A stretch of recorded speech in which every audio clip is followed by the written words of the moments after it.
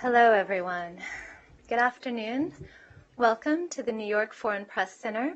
My name is Monica Shai.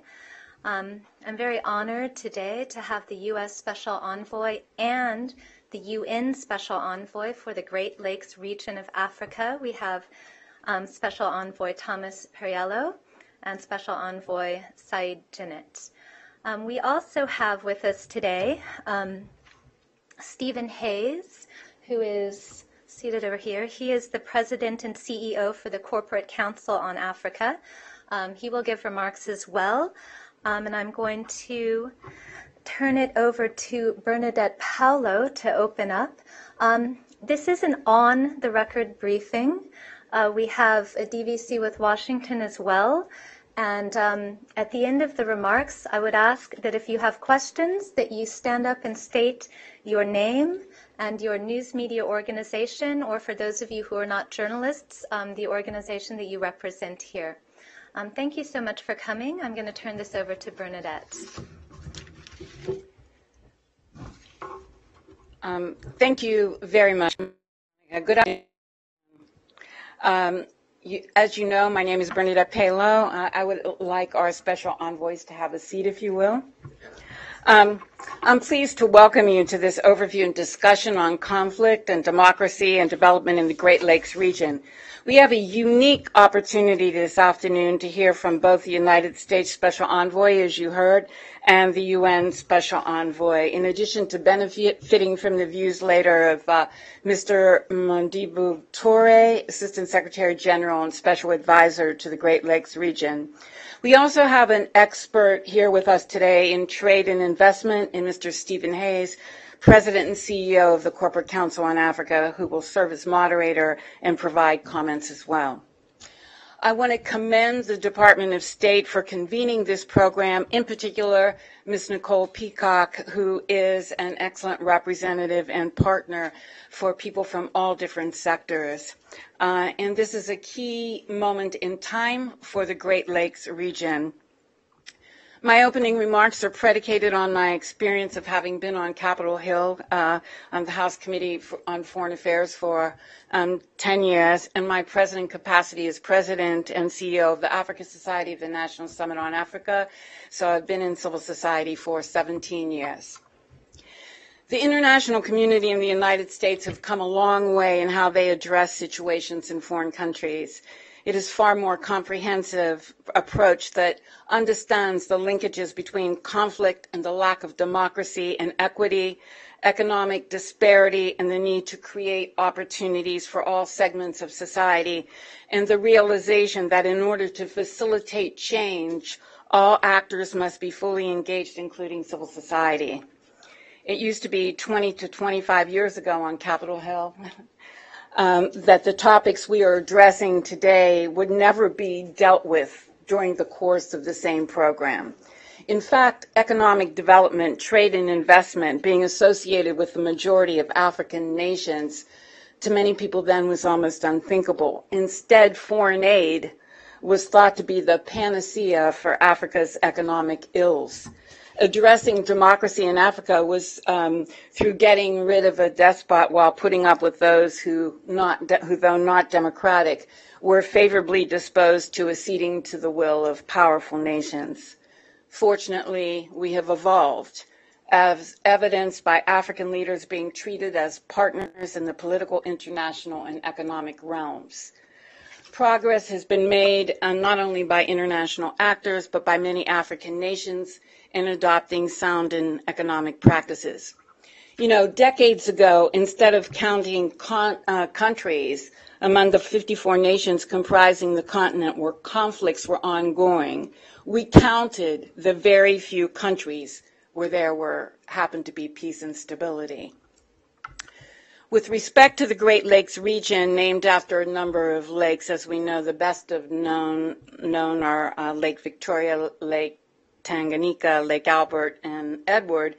Today we're going to talk about Burundi, the Democratic Republic of the Congo, Rwanda, and Uganda, though some other classifications include Tanzania and Kenya. According to the 2015 UNHCR Subregional Operations Profile, governments in the Great Lakes subregion have made great strides towards socioeconomic development and institutional stability, but conflict remains a pervasive problem in the Great Lakes. The complexities of remedying conflict in the region is due to a myriad of issues, including land ownership, ethnicity reconciliation after genocide, extreme poverty. Many of these challenges have existed for a prolonged period of time and require examining patterns, all of the stakeholders, pervasive injustice, the shifting of refugee populations, the lack of respect for national sovereignty so as to gain access to minerals and other resources.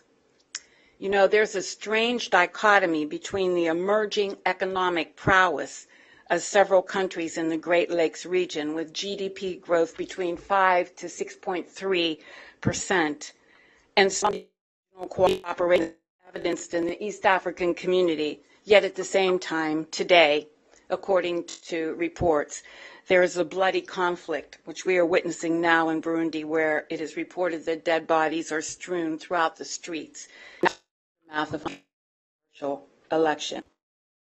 We know there are other elections coming up, other constitutions which should not be changed, and the lack of democratic institutions.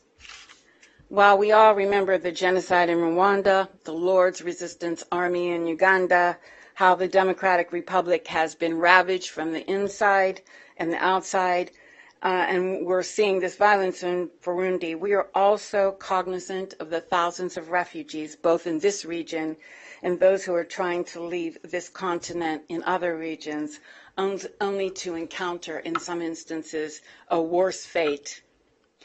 But we must be ever vigilant, determination, hopeful. We must also call to mind the 7 fastest growing economies in the world are in Africa, that the fact that the most populous country, Nigeria, in that country, democratic elections were successfully held, and that increasingly terrorism will give way to the will of the majority of African citizenries, despite the efforts of Boko Haram, Al-Shabaab, Al-Qaeda, and other terrorist groups. Everyone in this room fully understands the challenges. From a civil society perspective, here are just a few recommendations for your consideration as special envoys. In brokering peace accords, it would be helpful, in addition to the representatives of governments and rebels or other aggrieved parties, to have representatives of civil society, particularly those who are proficient in peace entities and understand how conflicts impact different segments of society. In short, the engagement of non-state actors is essential. The international community should work in unison with the African Union regional entities and with all of its member states to ensure that where democracy is being suppressed, human rights violations are being perpetrated, that they stand against the perpetrators. The engagement and inclusion of women in the political process, not only through quotas, but through the acceptance and delegation of authority in patriarchal societies and the commensurate funding of their integration in these processes. I just returned from AGOA in Gabon, where 39 countries talked about some recommendations, and I'll only talk about 2, which we all know, and that is to encourage government to advance educational opportunities for youth, to include access to digital technology, mobile technology, e-commerce, and new media to promote entrepreneurship.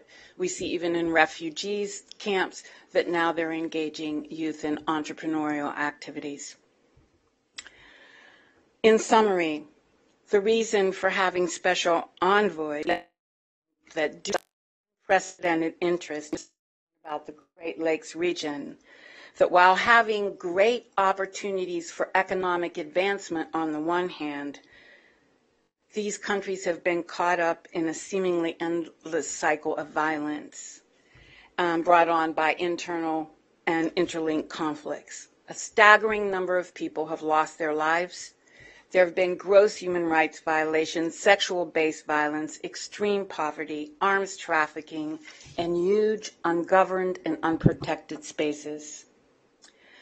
As a result of these conflicts, many civil society organizations, some of whom, and think tanks, some of whom are in this room, pressed their members of Congress for a special envoy. We know Senator Feingold was the first special envoy to this region, and he went to the region 15 times, and you could see a discernible difference.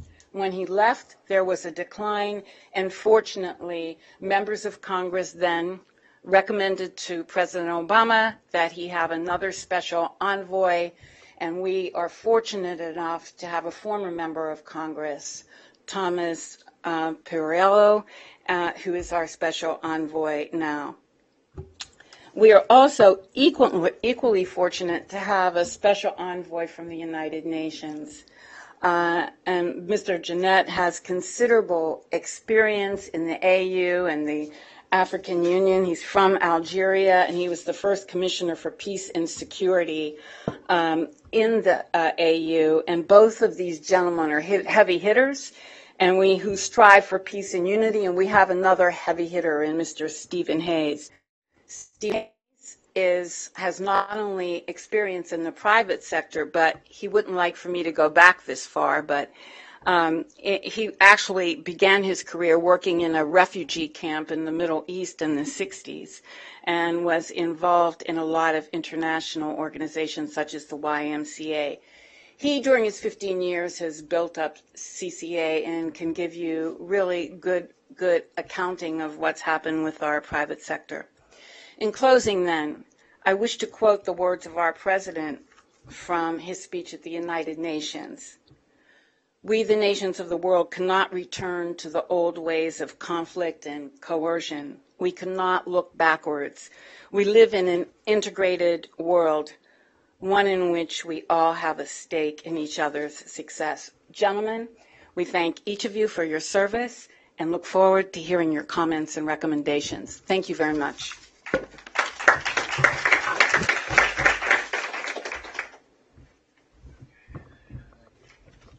Thank you, Bernadette. We do go back a long way. I think all of you are here to really hear the special envoys, as I am as well. But let me just give you a quick context on why I think I'm here. The Corporate Council on Africa is the largest U.S. organization in terms of doing business with Africa. 85% of business with Africa from the United States is represented in our membership. We also do more trade missions to Africa every year than any organization in the country, bar none. And we have about 180 companies. Now about 20% of those are African companies. And to set the stage for this, we've also sent trade missions to 9 of the 12 countries in the Great Lakes Coalition, or I should say the International Conference on the Great Lakes region.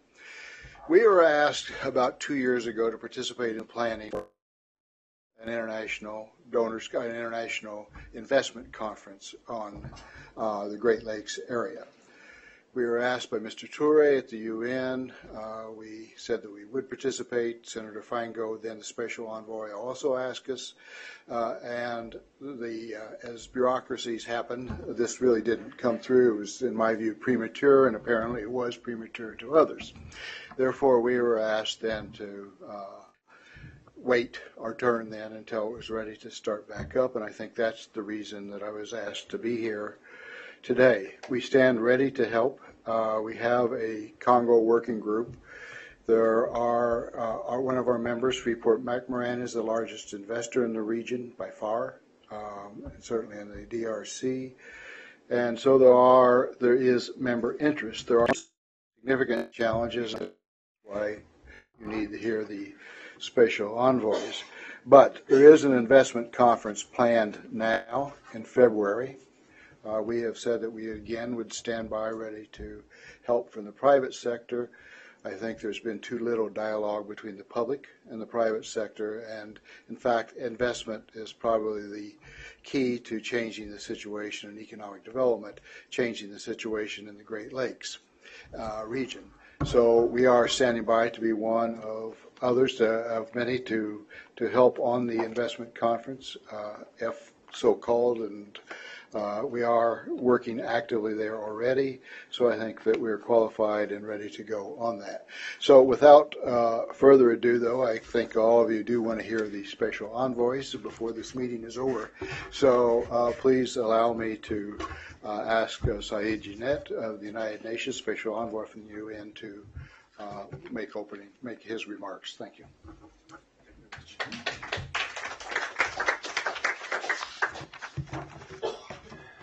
Thank you very much, and I'm very glad to be here with my friend Tom Perello, the U.S. Special Envoy for the Great Lakes region, and I thank the organizers for this initiative. I'm very glad to be here with you. At the same time, I was looking forward to meeting with you, so I'm very, very glad with this opportunity. I have not prepared a long introduction because I thought this was a more interactive session. I was ready for discussing with the audience, but some few remarks maybe to situate the work of the Special Envoy of the UN, working together with other Special Envoys, especially my colleague and friend Tom, and building on the excellent work that has been initiated by Feingold and Mary Robinson as the Special Envoys for the US and the UN, and working with other Special Envoys in the region. I welcome this opportunity to update you on our collective efforts in assisting the people and the governments of this region in building improved governance, preventing conflict, promoting respect for civil and political rights, and economic opportunity for all. Since my appointment as last year by the Secretary General as the new Special Envoy, I consulted widely with key stakeholders in the region, as well as development partners and international organizations and colleagues from regional organizations and international organizations and special envoys, to draw up a roadmap for the implementation of the Peace, Security, Cooperation Framework, which was an agreement that was signed by the leaders of the region in 2013, February, as a booster to the ongoing efforts in the region to consolidate peace and promote development. This roadmap builds on the foundation, as I said, led by my predecessor, Mary Robinson.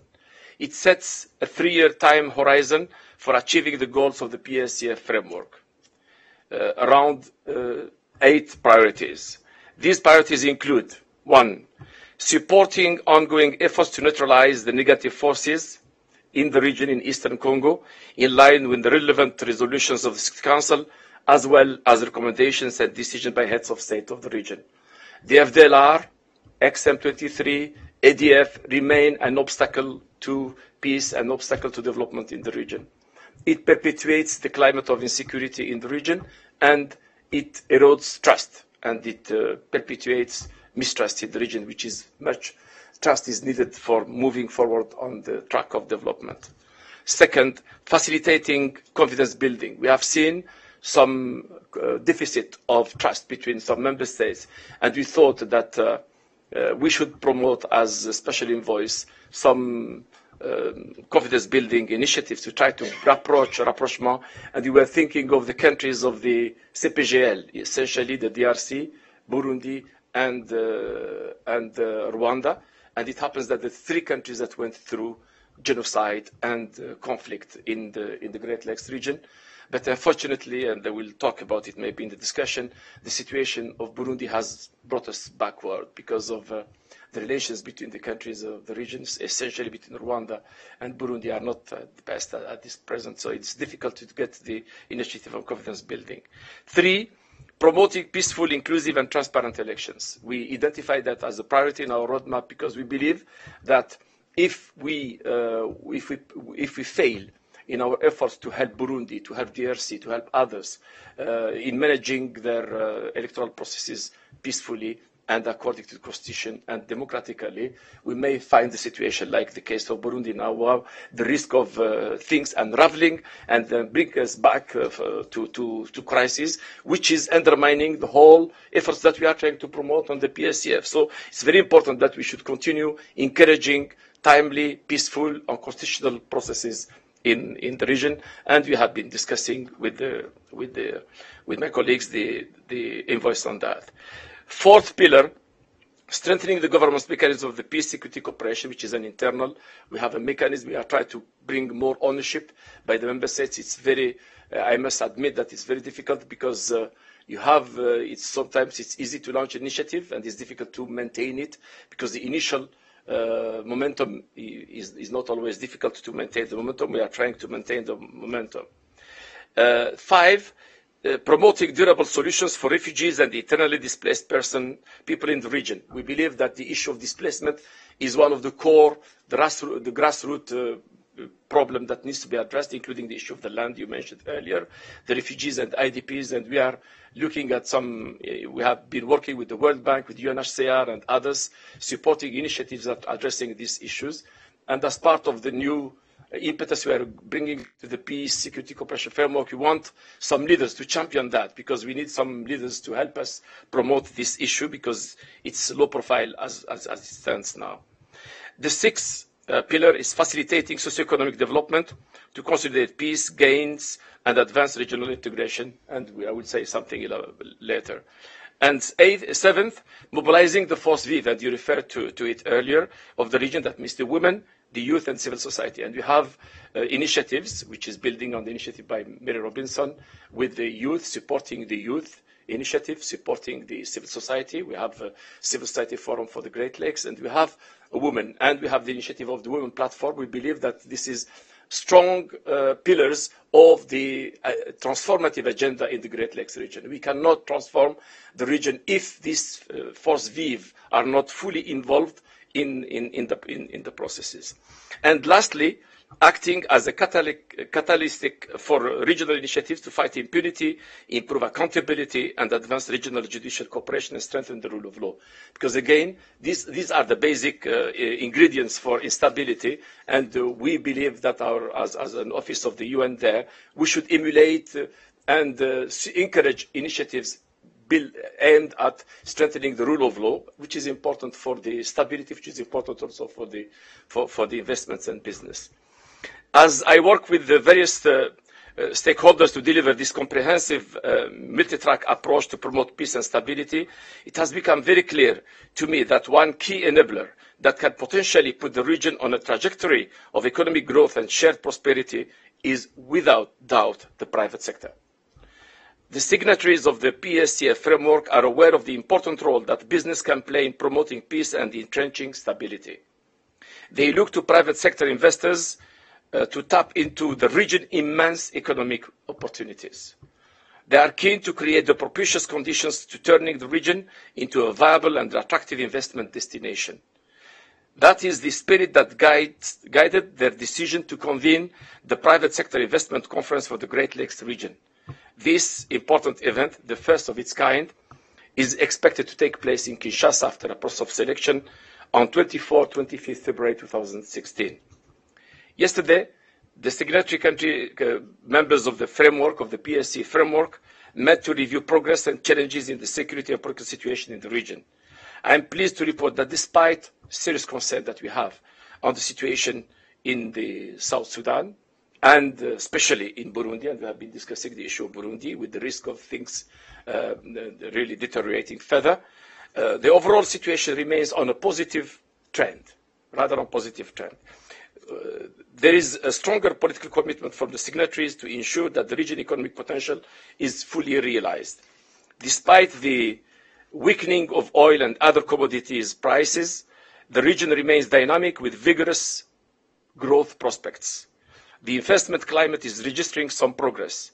My office and the ICGLR, which is this organization that was established in 2006 to emulate cooperation, integration, cooperation in the region, are working closely with the Global Compact, the IFC, the African Development Bank, regional economic communities, the Pan-African Association of Chamber of Commerce and Industry, as well as other stakeholders to assess the investment climate and sensitize policymakers about the need for further legal and regulatory reforms to mobilize greater and responsible investment. We had actually a very important conference on the 1st and 2nd September in Addis Ababa devoted to discussing this. This brings us to the issue of the dialogue with governments on the need to create a propitious environment for investment. Since last year, through a wide consultative process across the countries of the region, we have identified 25 illustrative catalytic regional projects with the regional dimension and integrate with the high value for integration, which we are preparing to showcase at the conference next year in Kinshasa. I have established strategic preparation process, and I'm glad that my sister from the DRC, who is the head of for promote for the is here with us, and she's with us.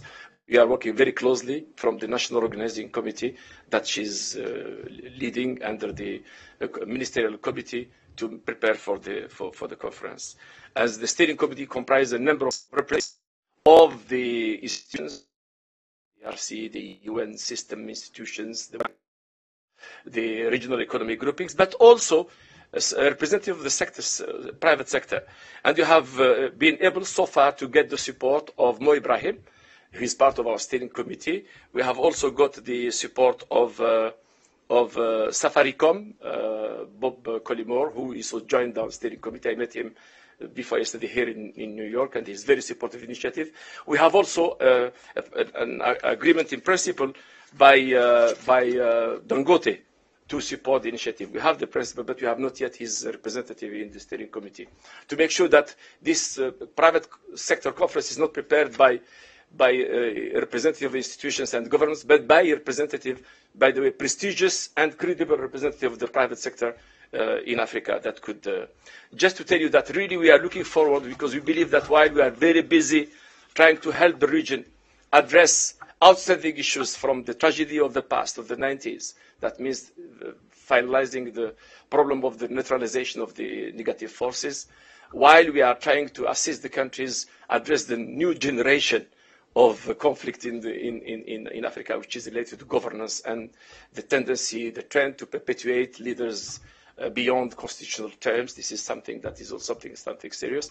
We believe that we should open properly the chapter of investment in the region, and this we believe that the private sector conference is the inaugural one of a process that will trigger other initiatives of investment. We could believe that it's only the private sector working hand in hand with the government, and we want to have that private sector conference as another opportunity to have a high-level dialogue on the climate for business in Africa.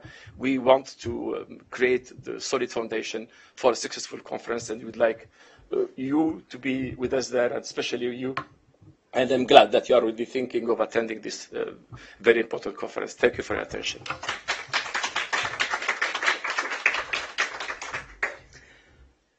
Thank you very much for being here. Thank you, Special Envoy Janet. I think both of us are very interested in giving people here a chance to comment and ask questions, so I will keep this relatively short. But I do want to thank all the members of civil society throughout the Great Lakes and their partners here in the United States. It's been done on democracy and on development. Steve and the partners in the private sector, we understand that the potential is tremendous. The realities are already quite tremendous in many cases. We've seen GDP growth. We've seen growth in certain sectors. We've seen some steps in regional economic integration on everything from regulatory and legal mechanisms, etc. But we know underneath all of that, if there is not stability and there's not rule of law, we're going to see a freezing out of the investment climate, or certainly a tampering down of that. And I would say 3 months, or nearly 3 months on this job, that one of the dominant feelings is that of whiplash.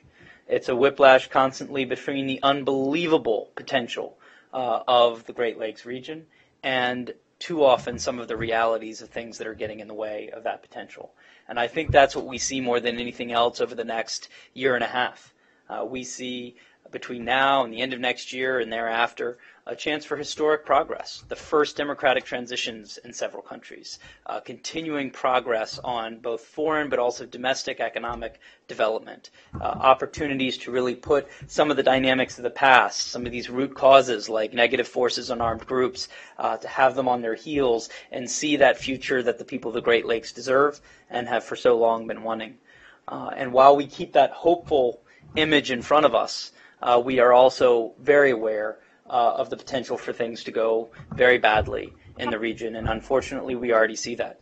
In the case of Burundi, there are over 200,000 Burundian citizens who've already become refugees some of them for the second or third time in their lifetime. Ones that I've met with, both in camps in Tanzania and in Rwanda, who say, we've tried going back too many times. We're losing faith in the ability to have a stable Burundi. And we do believe that all of us have a role to play in ensuring a peaceful and stable future for Burundi, but particularly the neighbors and the members of the East African community. And it comes back to this issue of investment. When the world, when the private sector is hearing about potential conflict anywhere in the Great Lakes, to use an overused term, it's not good for the brand of the Great Lakes. Underneath this, first and foremost, is the human cost of this instability. And that's a human cost that is very much on our minds right now, what's already been, and certainly what could be. But it is not true that what happens in Burundi just affects Burundi. It is something that affects the investment climate of the whole region, the stability environment of the whole region, as well as the financial realities of taking in refugees, etc. So let me just say a few things about the region off the top before we go to questions. First and foremost, we remain seized with the urgency of the political and humanitarian crisis in Burundi, where we have tremendous economic fragility and political fragility. We continue to see tit-for-tat violence and assassinations, which we've condemned on all sides. For nearly 3 months now, there's been an agreement across the EAC that no one disputes that there should be a political dialogue to solve this problem. That political dialogue should be inclusive of all those who have not used violence as means to the end, and that those should be EAC-led talks with President Museveni at the helm. We believe that yesterday is not soon enough for those talks to have started, and we will continue to work with anyone in the UN system, the African Union system, and the EAC to urgently resume that dialogue. We believe a political dialogue is the only way to prevent this from deteriorating further and on stakes that could be tremendously high. We've continued to communicate that as envoys throughout our systems and again, stand ready to be supportive of any such effort. Unfortunately, we feel like the situation in Burundi proves why the United States has set a policy of respecting constitutional term limits. It's been the position of President Obama that when people try to change the rules at the last second to stay in power, that it is destabilizing to democracy but also to development. And we feel, looking at the situation in Burundi, that this is Exhibit A and why we have taken that position. We continue to offer our best advice to everybody in the region that we think that is crucial. Democratic transitions and respecting constitutions for the medium to long-term stability of countries and the investment that comes behind it. And we will continue to work with governments throughout the region in that regard. The next 18 months, and I'll just end with this, regardless of what happens, who stands for elections and doesn't stand for elections, we know it will be a tumultuous year and a half. Election cycles are in our so we know the importance of having a strong peacekeeping force on the ground, one that ideally is in a situation to be resuming joint operations in order to address some of these root causes, and that we can stand as an international community to ensure that the people throughout the region, like people throughout the world, have the right to elect a representative government and to have peace and security. And that doesn't just happen on election day. Free and fair elections are about the space created in the months and year ahead of an election, making sure that people feel free and unharassed in their ability to participate politically in that process. So to the whiplash point, we do remain gravely concerned about the situation in the region, but we also remain focused on the fact that this is a historic period for the Great Lakes, in which 20 years of work, first and foremost by the people of Congo, the people of Rwanda, the people of Burundi, to forge a stronger future, and one where we try to be allies, could come to fruition. So we will keep both those in mind. And with that, I think I'm going to invite the envoy up, and we will see questions and comments, and Steve may come in as well. Yes. Thanks. I am Kevin Kelly. I'm the UN correspondent for the Nation Media Group in Kenya, published the weekly East African newspaper. So at the Africa Summit in Washington over a year ago, your predecessor, Ambassador Feingold, said it's already too far delayed. It's already overdue. It's urgent that there be an offensive against the FDLR in the DRC. hasn't happened. It hasn't happened primarily, and this is addressed to Special Envoy Jinnit as well, because the Congolese government has appointed two generals who are blacklisted because of alleged human rights violations. Can't this problem be solved? It doesn't seem like it's that complex. It doesn't seem like it would require a super degree of diplomacy to get past this and to deal with the FDLR. Thanks. Well, it happens that I have a very long perspective of the issue of the FDLR. I was the Commissioner for Peace and Security in the African Union when in 2005 I taken a decision to send a brigade for the forced disarmament of the negative forces and FDLR. I still personally believe strongly that the FDLR, which is the main negative forces that settled in Eastern Congo, others have come later on, needs to be addressed fully to put the region back to stability. I think it's very important. Now, coming to the current situation, I also believe, and this is our position, and by the way, the meeting of the heads of state yesterday of the regional oversight mechanism has endorsed the communique that was prepared, in which there was a call for delinking the ongoing strategic dialogue between MONUSCO and the DRC on the exit strategy at some point, based on a number of criteria, from the joint operations between the DRC and the MONUSCO, which is, from my point of view, from the point of view of the UN, the African Union and the region, is an imperative. It's an imperative for the DRC to get rid of these negative forces from the Eastern Congo. It's an imperative for the region. It's an imperative for the international community. So it should be given the utmost priority and it should not be linked to any other consideration. And of course, we call for the urgent resumption.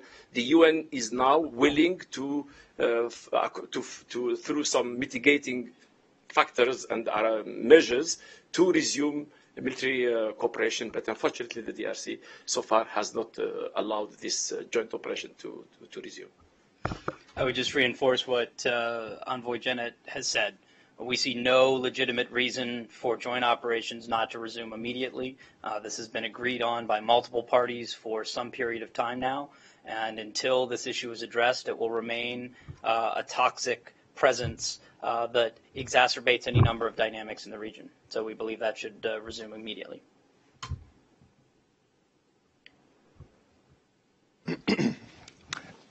Gilbert Mondela, Bantu Resources, Congo Diaspora Network. Mr. Ambassador, you just point out to the issue of the Congolese government not collaborating in regard to the FDLR. We have numerous reports that in Rumangabo, there have been an entrance of Rwandese forces, as we speak, trying to deal with the FDLR. This is not a sign that is showing that we're going to have a good solution in the Congo, in that part. Second, there are also reports that the Rwandese who have been placed in Kisangani and other camps are not having enough food, which means that can create another havoc in the Congo. How are you addressing this issue as we speak? And also, there are attempts by Congolese to have a dialogue started. Will you be keen to appoint a mediator for that? And also, will you encourage the Congolese to have the dialogue? Because if we don't have a dialogue, if we don't have a peace process well established, we are not going to have investors. Investment will not come. And to Mr. Perillo, are you going to push for Millennium to be implemented in Millennium as well as AGOA? Because it can help us strengthen our institutions. And given the weakness of those institutions, as well as the lack of real entrepreneurs, Congolese entrepreneurs who are deprived of access to technologies as well as capital, we should look into that as a process building up, because you're going to have an investment conference in the Congo, but no Congolese will be participant in this conference. It will be mainly big corporation as well as other players, the players that we identify as Lebanese as well as Indians? Thank you.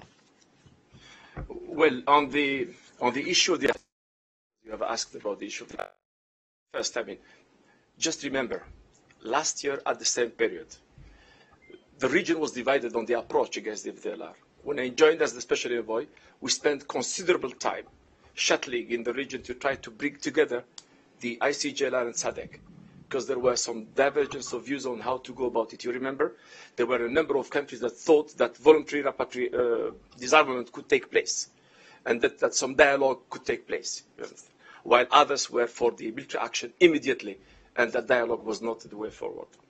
So it took us some time, till such time the leaders come together at a joint summit, and they decided to give them 6-month grace period for the voluntary disarmament, failing which, I mean, and after which military action should resume.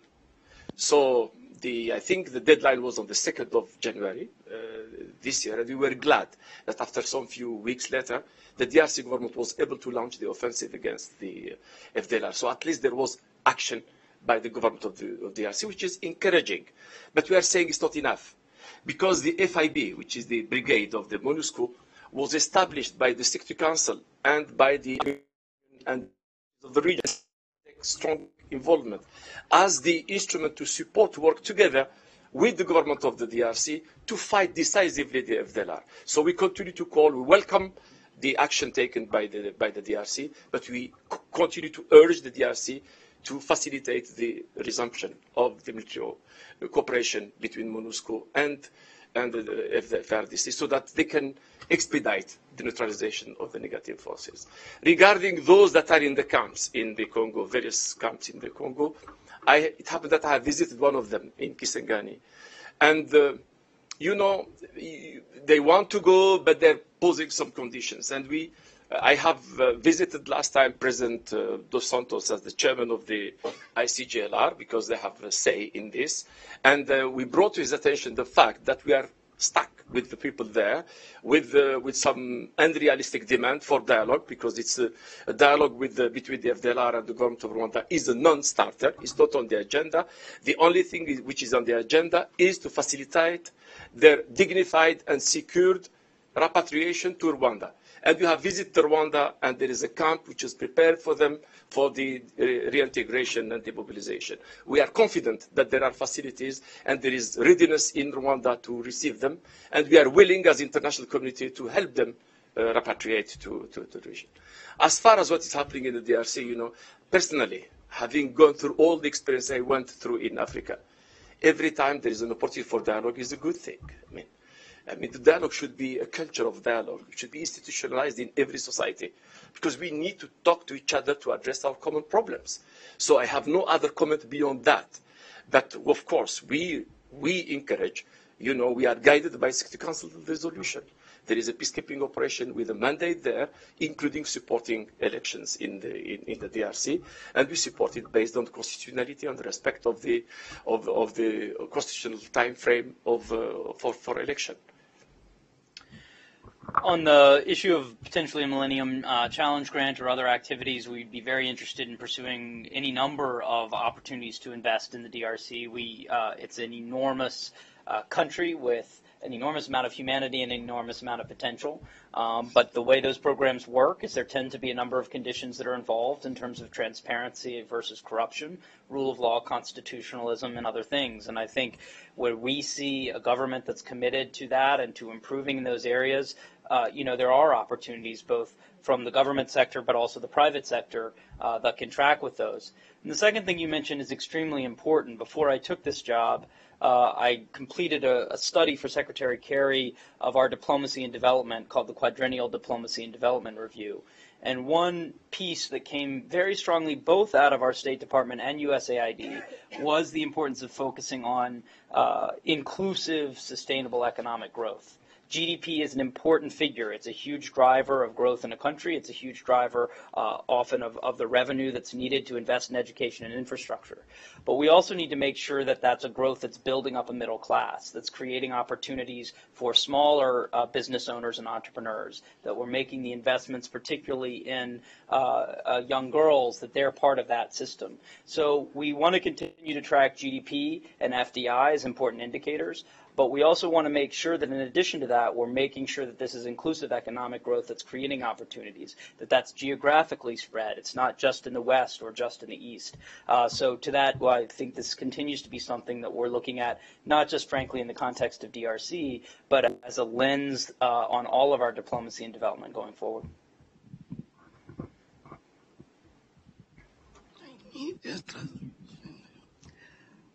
Tu peux traduire pour moi? Merci beaucoup pour votre nouvelle vision pour le Congo. À ce qui concerne les élections, je vous fais confiance, mais ce qui se passe au Rwanda, pour nous, c'est le reflet de ce qui risque de se passer surtout au Congo. Bref, je peux traduire? À ce qui concerne les élections, parce que la démocratie dans ce pays-là est au bout du canon. Thank you for your new vision for region, but and for election, I trust you. In regard to the democracy that is coming from Rwanda and what is going to happen, I don't think that it's the right one, because the democracy in Rwanda is at a gunpoint. Ma question est sur les investissements privés, comme vous l'avez dit. My question is regarding the private investment, as you said. Nous étions à Washington avec représentative Karen Bass quand ils ont reconduit l'AGOA. We were in Washington when AGOA was Le Congo est exclu de l'AGOA. Congo is completely excluded. Nous avons été avec Madame Christine Lagarde. Oui, Madame Christine Lagarde. Toutes ces institutions, les conditions qu'ils avancent, c'est la mauvaise gouvernance, la corruption au Congo. All these institutions are advocating that the issue in Congo is bad governance and corruption. Comment on peut aider des investisseurs privés dans ce cas-là? Nous avons insisté pour dire, vous punissez doublement le peuple congolais. Je peux traduire. Essayez dans l'AGOA de trouver une fenêtre. We insisted that this issue of corruption and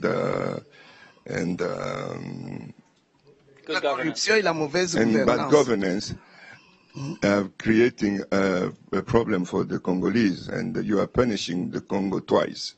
We need to find a way to resolve this issue. Et c'est ça ma question. Comment comptez-vous faire pour démolir ces obstacles-là, pour permettre qu'on ouvre une fenêtre aux investisseurs privés qui puissent travailler avec la jeune génération des hommes d'affaires au Congo?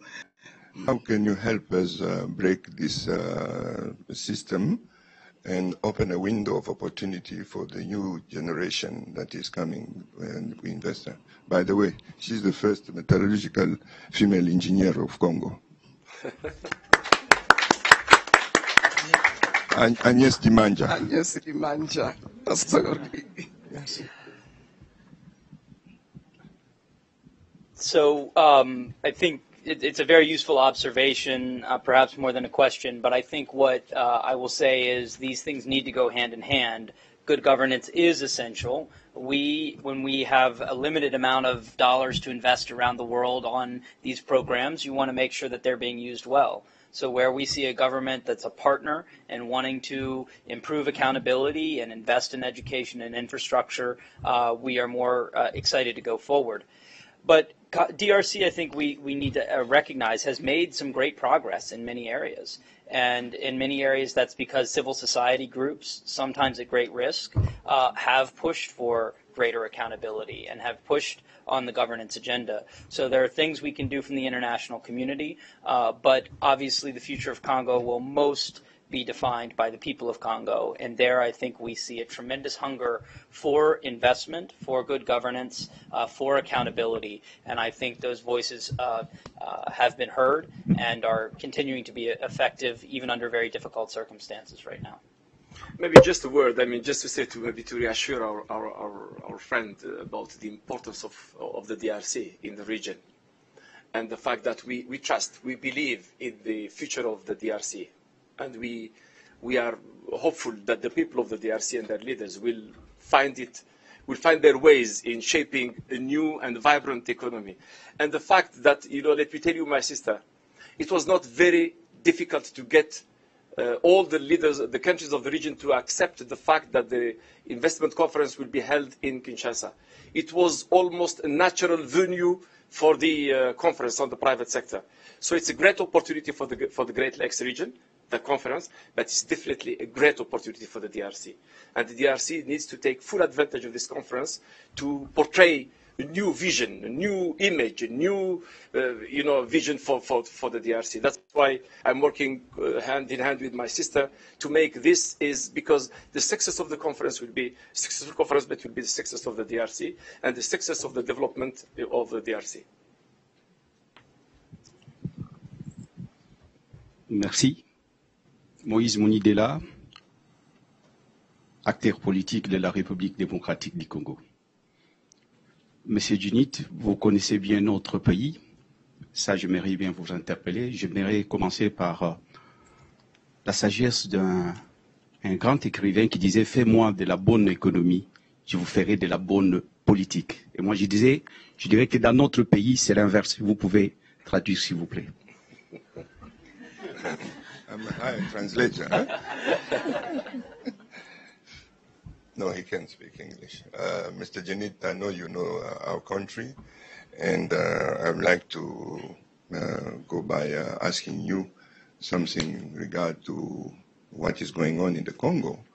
But I'll go first by quoting one writer who said that, do me a good economy and I'll do you good politics. Parler aujourd'hui de l'investissement ou les investissements privés, ça équivaut à mettre la charrue avant le bœuf. Aujourd'hui, nous avons un problème sérieux, c'est un problème politique. Donc, à la veille des élections, je n'ai pas bien compris, je n'ai pas bien suivi parce que je ne comprends pas très bien l'anglais. Je peux dire même que je ne comprends pas l'anglais. Mais je crois qu'il fallait beaucoup, aujourd'hui, il faut beaucoup insister sur le respect de la Constitution. Le reste viendra après. Les États-Unis et surtout la communauté internationale se présentent toujours comme un médecin qui arrive après la mort d'un malade. C'était long. Anyway, the issue is that talking about investment today is like putting the cart before the horses. And talking about investment today will not be the right thing to do because the issue in Congo is mainly a political issue. And I have not heard you talking about the respect of the Constitution, as well as qu'est-ce qu'il a dit encore?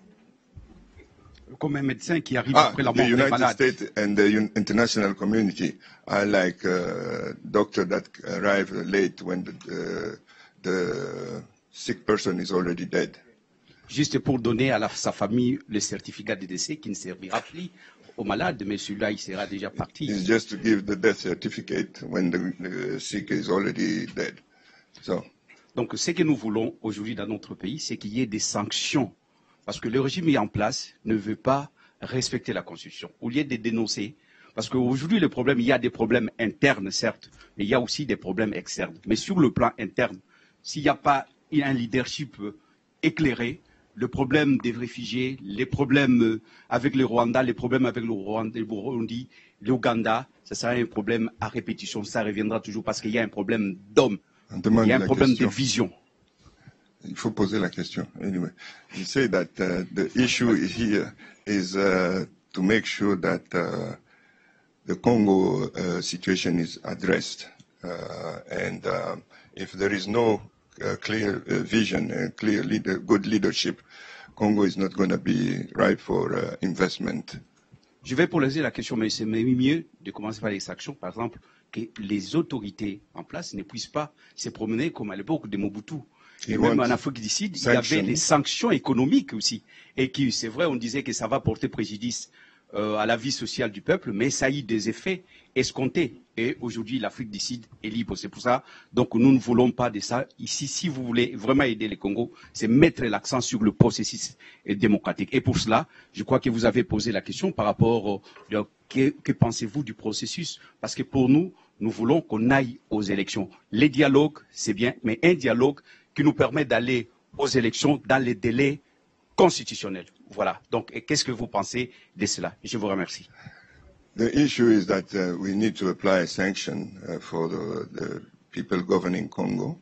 As you saw in South Africa, sanction has helped move the process forward. So we're talking about looking at the dialogue. We accept a dialogue that is going to lead us to holding the election within the frame time that is constitutional. So we want the respect of the Constitution. That's the priority we should address. Shall I in English? Peut-être je vais vous répondre en français, vous compreniez, parce qu'on a parlé déjà des élections. Je crois, dans mon introduction, j'ai dit que la question des élections est une question prioritaire. Parce que, malheureusement, des processus électoraux qui ne sont pas conduits de façon sage et dans le respect de la Constitution mènent souvent les pays à des situations d'instabilité et à des situations conflictuelles. C'est pour ça que nous nous attelons, en tant que Nations Unies, Union africaine et les organisations régionales, à aider les pays de la région à piloter sagement leurs processus électoraux, conformément à la Constitution et aux délais constitutionnels qui se sont posés eux-mêmes pour conduire les élections. En tant que représentants des Nations Unies, nous sommes guidés par la résolution du Conseil de sécurité qui s'est prononcée sur la question des élections et qui a évidemment appelé au respect de la Constitution et des délais constitutionnels. C'est évident, c'est la position de principe des Nations Unies. Et nous sommes tout à fait disposés à aider les parties prenantes à piloter cette préparation des élections dans les conditions qui permettront au Congo de faire des élections pacifiques et dans la stabilité. So, I'm going to say a comment here. As I said at the beginning, we see the political stability and respect for the Constitution as absolutely essential to the investment climate and development climate in DRC and the Congo. To your analogy, I do not think the patient is dead yet, and I do not think we just showed up at the hospital. The United States and many of our allies through the other envoys have been very focused on the issue of respect for the Constitution for some time. And while things in DRC certainly are challenging, and we've seen some very unfortunate incidents, the fact is that you still see a very vibrant civil society and independent media. You see very strong institutions of democracy, and I think we still see for developments here over the next year and a half. So the situation is very serious. But we actually see, again, many things due to the courage of Congolese people as very healthy and encouraging, in addition to the things that are of great concern. On the issue of sanctions, I will just note that it was announced this week, and they'll be saying more on this tomorrow, that the European Union is sanctioning several individuals in Burundi based on actions that have been taken there. We're continuing to explore all of our options as the United States in the situation of Burundi, and I think it should be clear that there are going to be consequences for those who take actions to destabilize countries in the region and elsewhere. Yes, my question is to the envoy. Do you have a program for the media in the region, the press, either foreign press operating in the region or the local press operating in the region, as to how they can contribute to stabilizing the region? How can we get them to desist from the when it bleeds, it leads philosophy, which I think is very, very important. News is not just war. When peace is being made, it's also news, because I believe it's a prerequisite for the smooth operation of the media itself. So what do you have, in place as part of your mandate, in terms of media, having a part to play in stabilizing the region, basically? Well, first of all, I would say if I had a way to convince the media to not lead with sensationalism and bad news, I would spend a lot of time in my own country here working with our media. It's, what we believe is that we must protect the right of a free media to be part as a fourth estate in any society. as someone who's won an election and lost an election, I don't always like what the media has said about me or how it covers every issue, but it has to be a vibrant part of any democratic and free society. That does come with responsibilities to report accurately and to not use libel and to not incite. But overall, our emphasis will be on ensuring that journalists are protected and their right to report is protected, and where we've seen that limited, we see that as being of grave concern.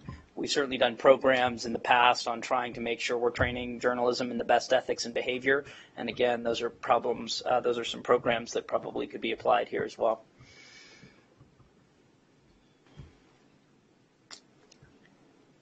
Hi.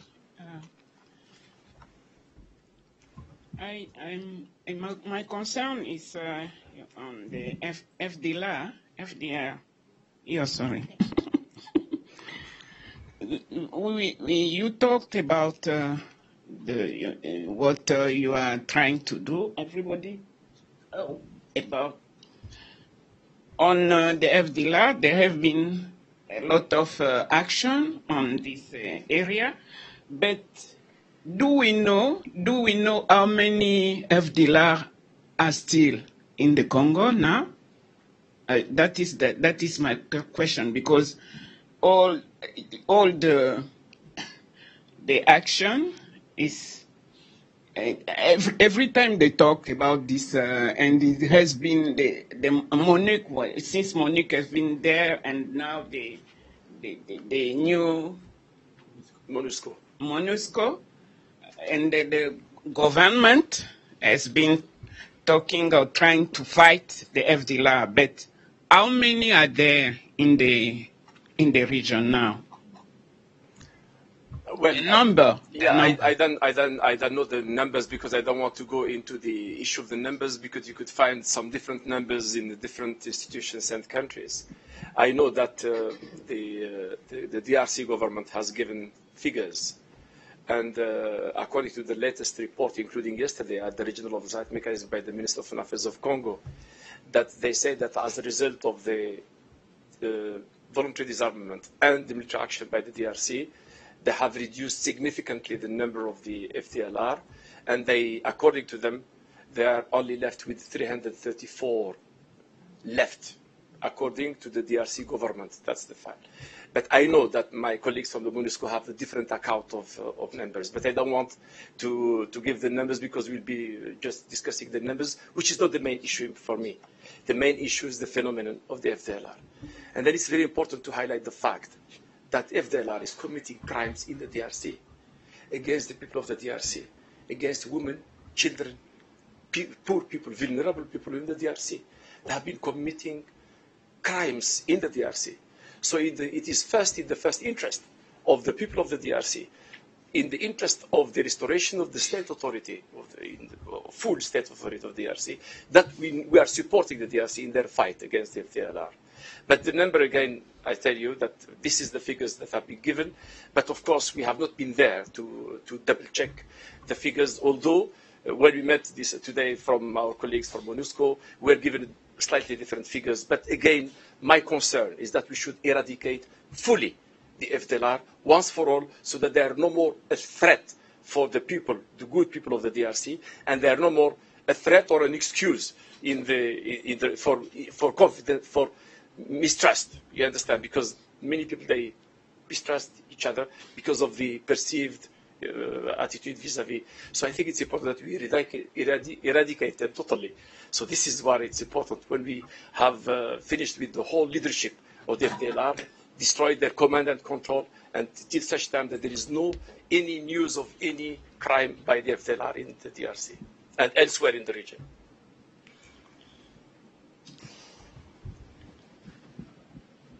Good evening. My name is Abraham Lokabwanga from the Code 243.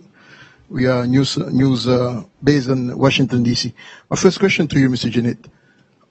We never heard from the UN a plan that can lead Rwanda to put the dialogue between Tutsis and Hutu since the massacre. What we've been listening from decades is eradicate FDLR forces in the East. can you a little bit push Mr. Kagame and all his leadership to think about a solution which could bring those people peacefully back to their country instead of being chased such as animals in the country, in the Congo? That's my first question. To you, Mr.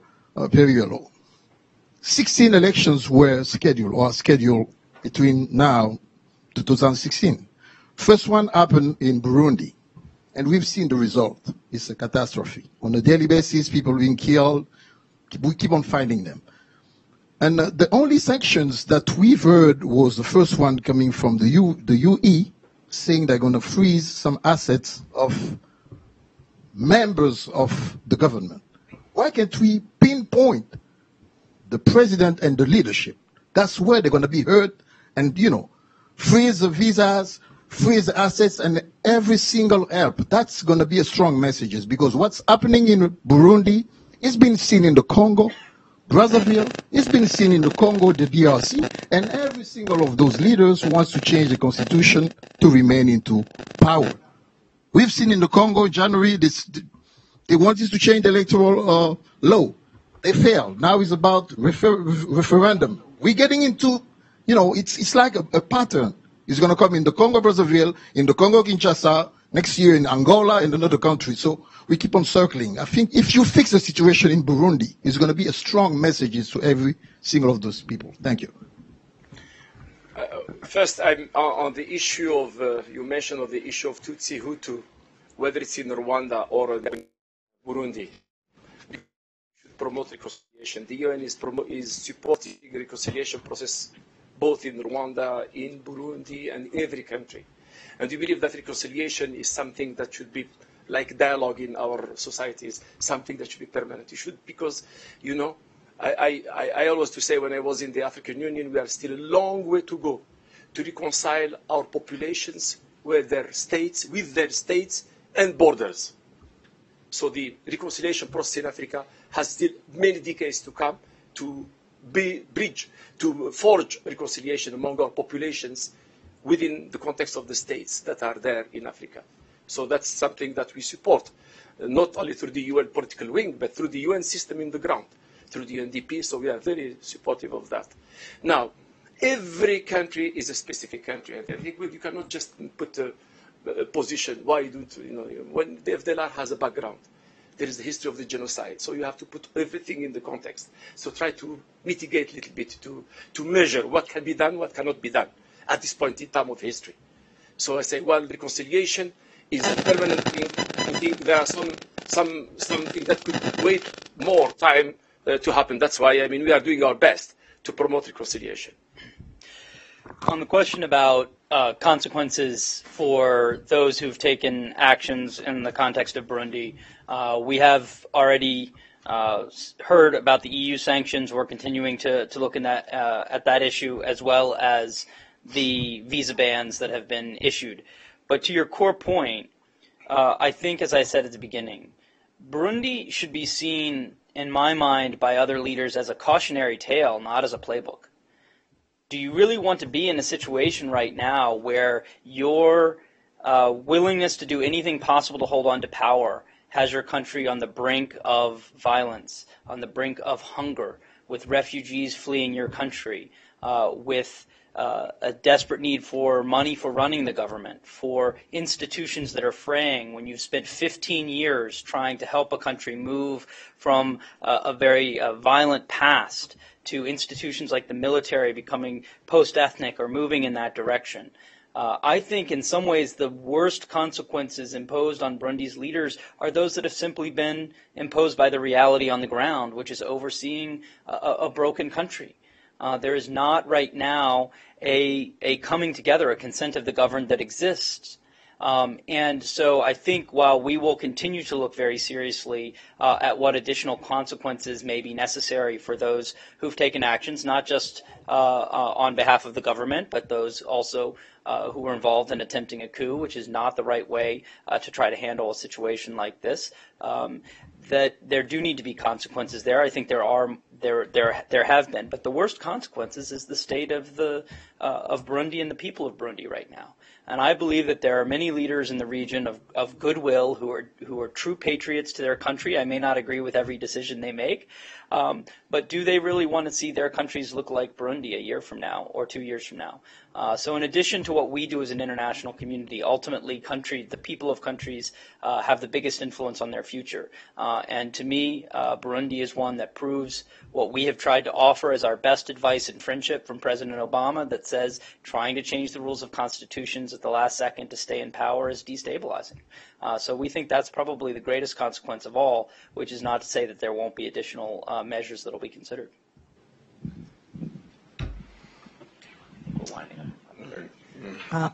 Thank you for the opportunity to ask my questions. My name is Anne Lee Halkans. I'm from the DRC. To kind of hang on the tailcoats of my fellow Congolese, I have a threefold question. The first being, in history, in negotiations for whatever, impunity historically has always been part of the dialogue.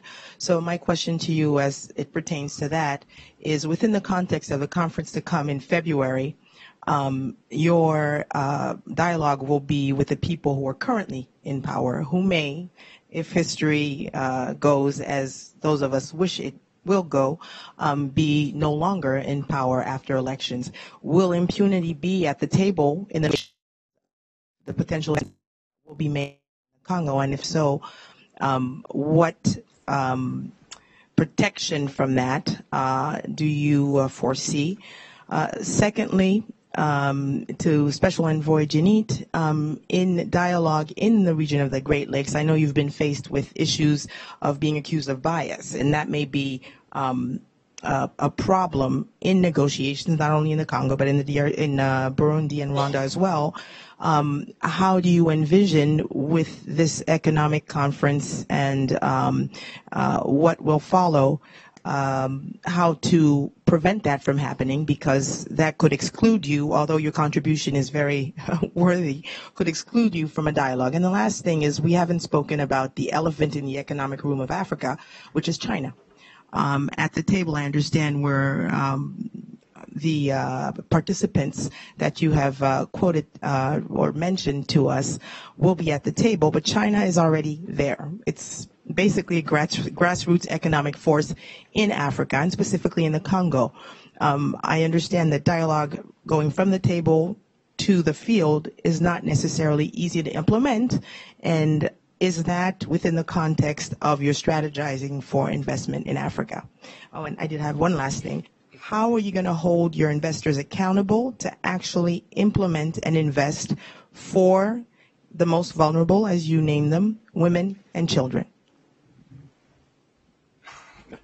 There's so many questions, so many. First maybe on maybe the last one. It's always too easy. Sometimes it's better to start from the last one.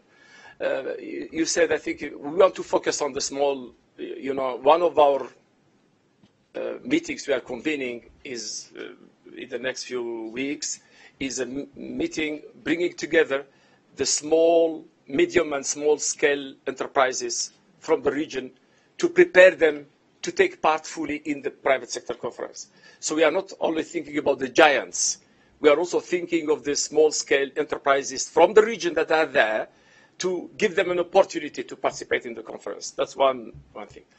The second thing, you are talking about the women, and we care for the role of the women, and they are already very active as we are, and they are expected to be more active with more space for them to be active. We are taking advantage of a conference organized by UN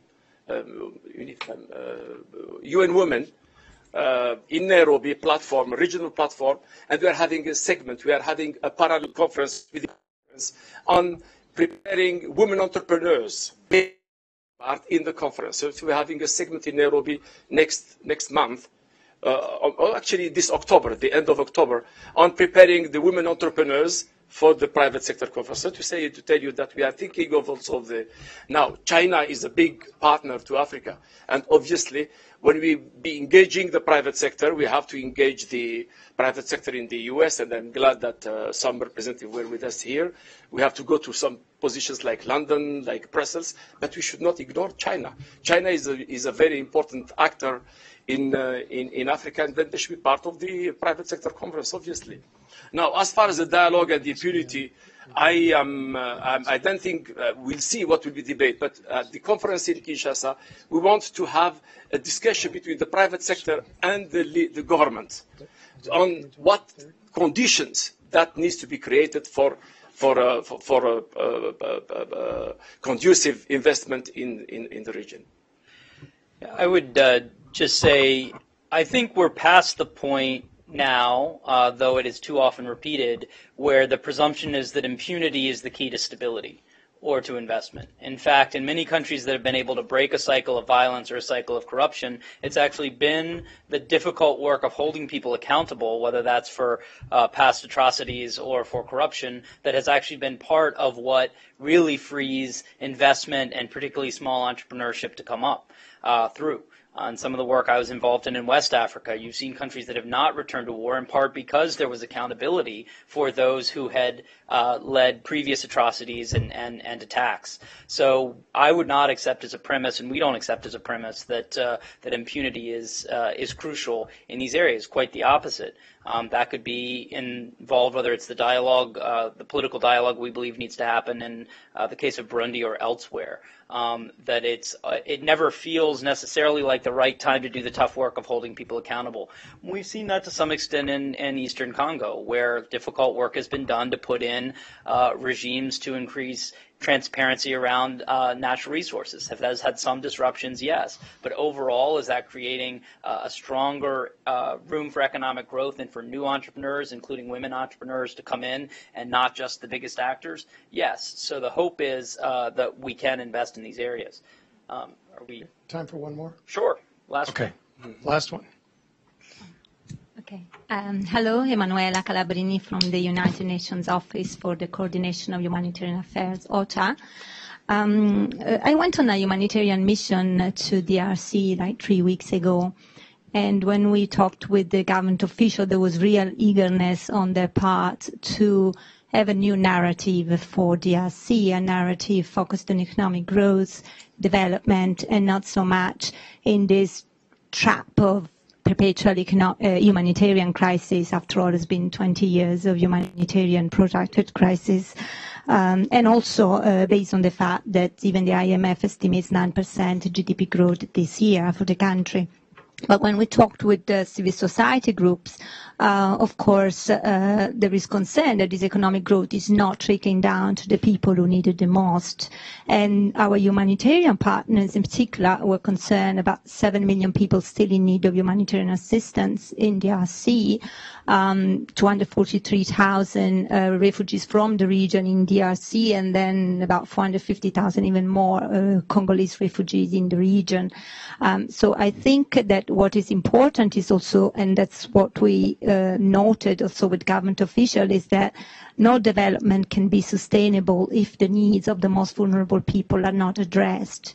I think also on our side, as a humanitarian community, we are willing also to change the narrative, because we believe that it's important to have economic growth, and it's important that we change, that DRC changes, and we are happy to see the positive developments, but we definitely need to ensure that no Congolese is left behind. So I'm very happy that one of the pillars of the roadmap is related to the durable solution for the displaced people. And I think, durable solution first, involvement of the displaced, and also ensuring that security has reached those areas of origins, because IDPs don't want to return unless security has also arrived. So not really a questions, but just to encourage you to continue with the work on durable solutions. Thank you. Thank you very much. We agree with you. I mean, you. So I'll just note in closing that First of all, on the humanitarian side, we do have Burundian refugees right now, and understandably, the refugee crisis of Syrians is getting all of the headlines, and that's a very, very serious problem that deserves that attention. But we have over 200,000 Burundian refugees, Rwanda and Tanzania, and Congo as well. Mainly Tanzania and Rwanda have taken in a huge number. UNHCR, we went to those camps, so that's very serious. DRC is trying to change the narrative. I think particularly some of their work on gender-based violence in the military and elsewhere is commendable, as well as some of the development around Kinshasa. And to just your last point, and this is what I'll close on, we share their deep desire to change the narrative, but changing the narrative has to be based on the actual narrative changing. If over the next year and a half we see historic transitions of power, we see the Constitution being respected, we see inclusive economic growth, no one will be happier than me to go and tell that narrative around the world to the private sector and everyone else. If we're seeing a backsliding, whether that's closing of political space and repression, whether that's breaking of constitutions or outright violence, we can't spin that as being a new Great Lakes region. So this is that moment where we have a choice, all of us, the international community, but particularly the people of the region, whether we're ready to give that new narrative so that we can go out and sell that narrative, because again, we all know the potential is just overwhelmingly positive if we can get on that track. Maybe just a word in concluding is just my impression about the Great Lakes region. You know, I have been following developments in the Great Lakes region since exactly, as a representative of the international community. I was following as my own national diplomat of Algeria, but as working for the AU since 1989. So I was part of all the developments and tragedies in the region, in Africa in general and in the Great Lakes. And the most devastating conflicts took place in the region. We had a conflict, devastating conflict in the DRC. It's the only country that there was a conflict that brought, for the first time in history in Africa, armies facing each other. It's the first time in history. We had conflicts, but we had never 12 armies from African countries facing each other on the DRC. And we had the genocide in Rwanda. And we felt bad as Africans, and we felt bad as the international community about that we could not prevent the genocide in Rwanda. That has changed the vision of Africa and the vision of the world of what we could do to the region. And then there was some progress. I mean, all this war, the first war, the second war in Congo, in the DRC, the genocide, the Burundi crisis, successive crises. I've been working with Mandela and Mbeki to try to put the pieces together. And then we reached to the point. And then, you know, and then I left the region for 6 years and a half because I was in West Africa. And they came back. To be honest, the picture is quite different. And when I was meeting in Nairobi a few weeks ago with the Technical Support Committee, preparing for the Regional Oversight Mechanism, and yesterday somebody from Uganda repeated the same thing that was said by his representative in Nairobi, saying, you know, remember 5-6 years ago, we could not talk to each other.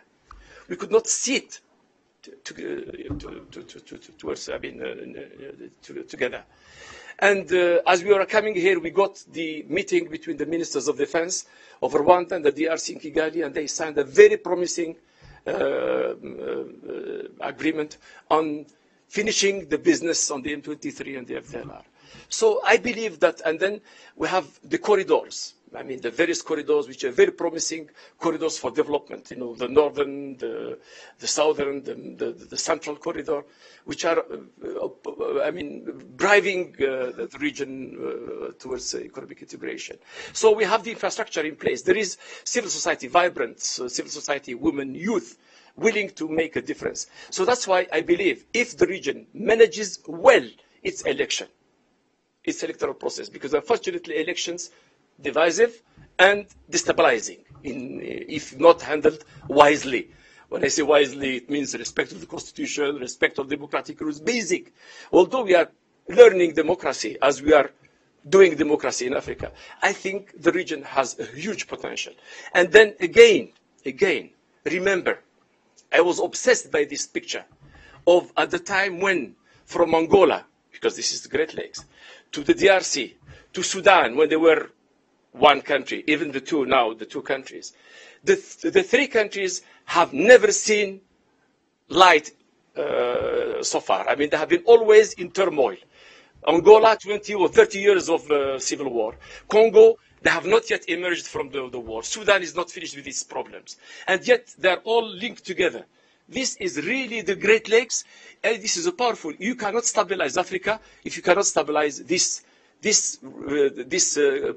pivotal region of Africa. That was my obsession when I was at the African Union. It remains my, and I'm glad that I joined the team that work now focused with the Great Lakes so that we could work together to make this region a potentially transformative region for the continent by stabilizing the region with the support of all, and they count on the women to make a difference. And that's why I believe that the women are a strong pillar for the transformation of the region of the Great Lakes. Thank you. Thank you all very much.